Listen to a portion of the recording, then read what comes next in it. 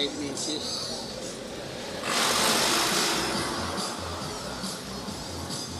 Speaker, double image. Kakaiba yung ano niya. Dito lang sa taas yung speaker. Matino naman may bumili ko rin. Masirap ito.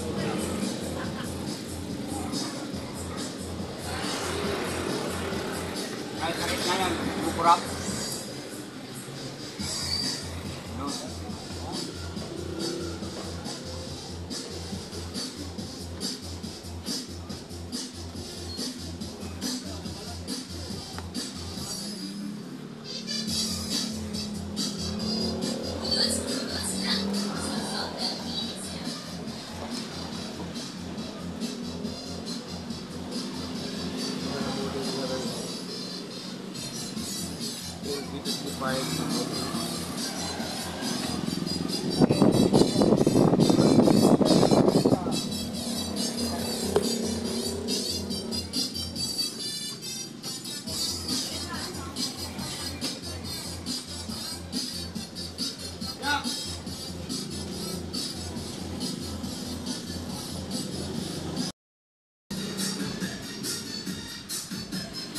Ayan yung motherboard niya.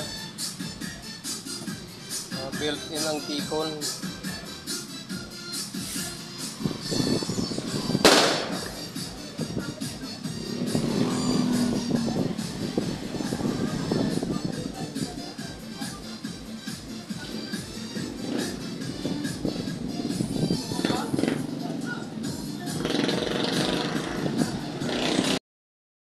Ayun ang nakagawi yan. Remove muna tayo ng T-Con. Unahin muna natin yung bandang baba, bandang taas.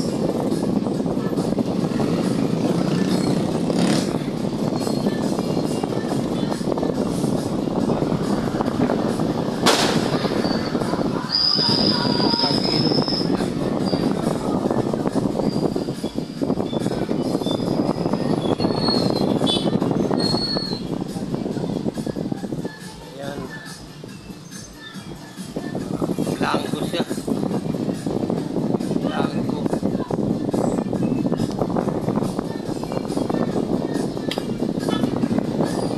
Set natin.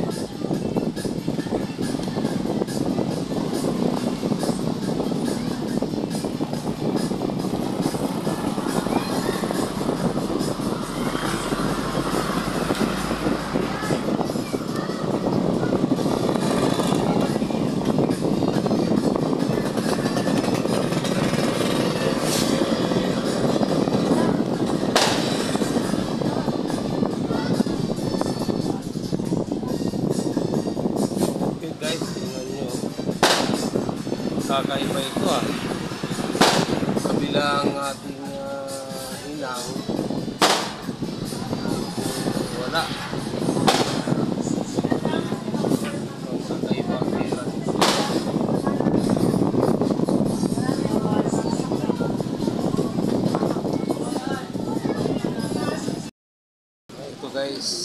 Ito guys, subukan natin modify ito sa pamamagitan ng pag-fix ng kanyang level shifter. Kaya ng ating ginagawa yung kanyang level shifter or swapping voltage ay kailangan i-cut at pagsamahin yung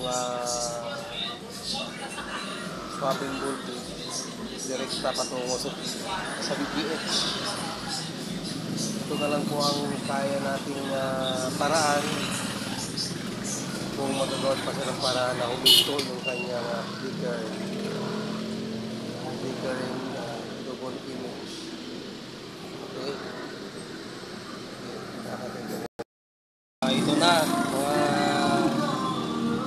mga mahal na manonood.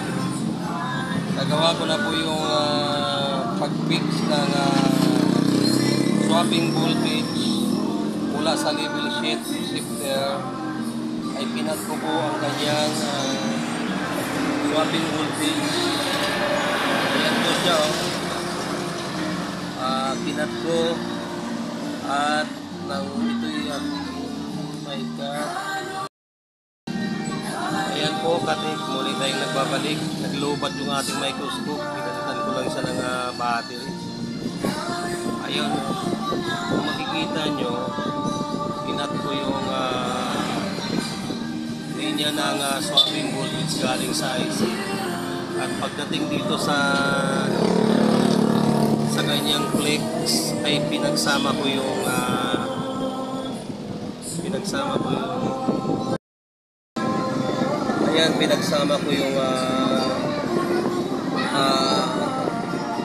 swapping voltage na kung tawagin sa madaling salita ay yung voltaheng patalon-talon, hindi malaman kung saan pupunta. Ay, ano po yan, mula po dito sa may swapping voltage na pinat ko ay pinagsama ko po yung ito pang karugtong yan dito, number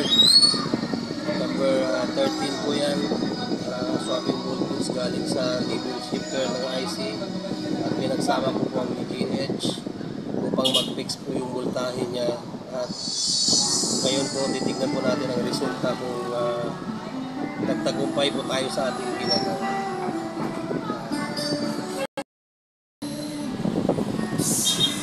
Ayan na, oh. Nakikita nyo po ang gawa ng isang may kunting kaalaman na nagpapahayag ng kunting kaalaman din po sa inyo upang masubaybayan nyo po kung paano po ang paggawa ng fixed swapping voltage. Noong nakaraan ay mayroon po akong ginawa na fixed swapping voltage.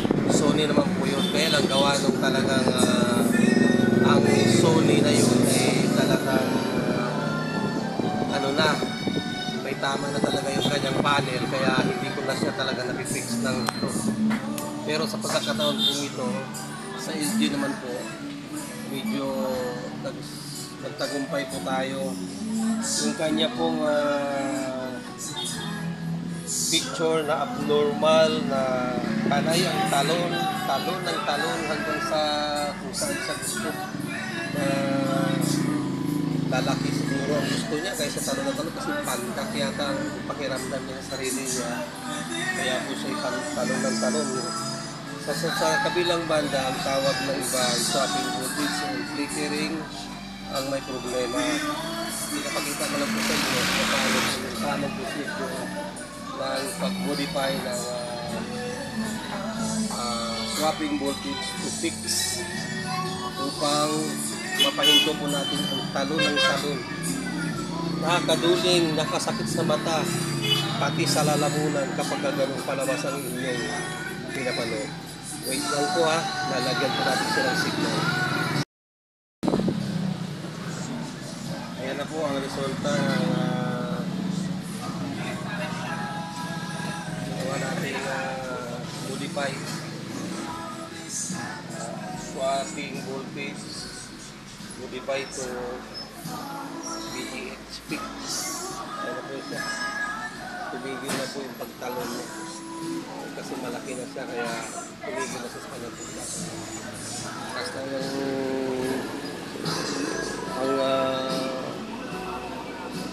ang pagkagawa, ganyan lang siya.